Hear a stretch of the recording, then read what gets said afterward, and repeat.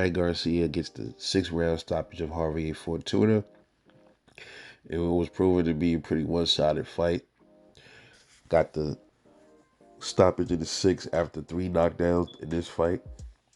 Javier Fortuna was pretty much being reckless like I said he was. He wasn't the same guy that we usually know of a Javier Fortuna, man. He wasn't the same dog. He wasn't really pressing the action as much. I guess because he knew what he was up against. I guess he didn't want to, he knew the power was there with Ryan Garcia. I'm not sure. But this is the older Javier Fortuna, man. He's past it already. So this win for Ryan Garcia, um, I'm not really, I mean, he did what he had to do.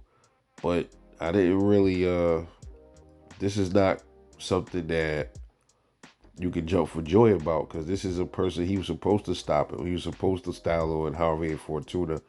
That's what he did. My prediction was for uh, Ryan Garcia to stop him in the 8th round, and he actually stopped him sooner than I predicted. But yeah, he looked good in the fight. He did what he had to do. I still see flaws in Ryan Garcia. I see a lot of, especially like when he getting attacked, like he moves back, bro, and he looked like he just about to fall backwards and fall over himself, bro. Like he just looked awkward, like trying to move back. Like it's just like his legs aren't in the right place. It's like he just will topple over himself eventually. He gonna get caught by somebody. Might be Tank and doing that shit, but he's strong. He's a strong kid. He's definitely a strong kid.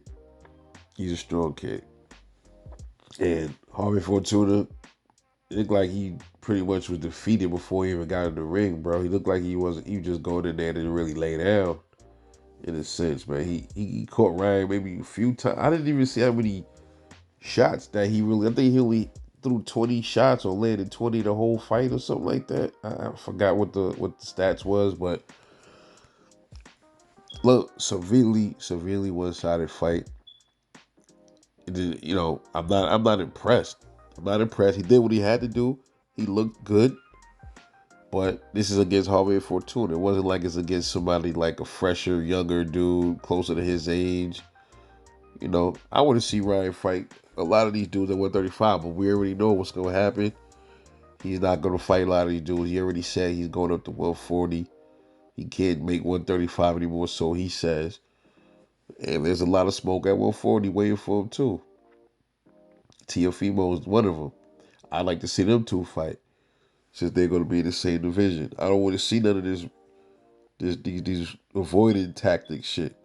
Don't bring that shit. See, this is what I'm saying. And same with Tio. They already started that cherry picking shit.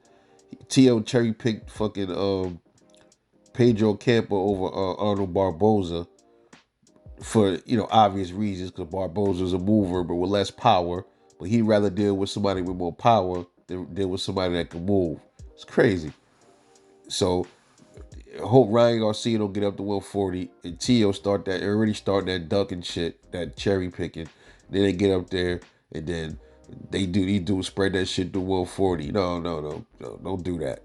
Don't start that shit. Don't start a new wave at 140 with that shit y'all was doing at 135. So good fight though for Ryan Garcia. To me, proves absolutely nothing. When he steps up, then he looks good, just like he looked against Fortuna, against likely fresher opponents, more similar in power or age, youth, anything.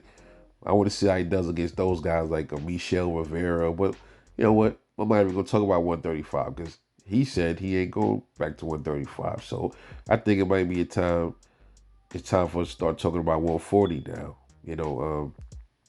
Sooner or later, 135 is going to be probably dried out for a little bit because Devin is going to be ended up. Eventually, Devin himself is going to leave 135 and move up. So a lot of those cats will be gone. The money makers will be out of the division. And that's when Shakur Stevenson should be probably the next one in line to move up to 135 and take over at 135 and be the cash cow up there. So we'll see. But Shout out to Javier Fortuna. He quit though, but whatever. He fought his fight. I think he should retire. I don't think there's anything left in Javier Fortuna's tank. Ryan Garcia saying that he can't make 135. He called Tank out at 140. That fight should happen next for Tank and Ryan. I don't want to see no other bullshit fights. I want to see that fight lined up. Let it be at 140. Tank had no problem making 140 before. He should have a problem doing it now. All the while, Ryan Garcia, he don't get to call the shots. Tank will still be the A side, but he's acting like he the A side. Talking about 140. He's demanding 140, I guess. But that's still gonna be up to Ellerby and Mayweather to let that happen at 140 or catch weight. We'll see what happens.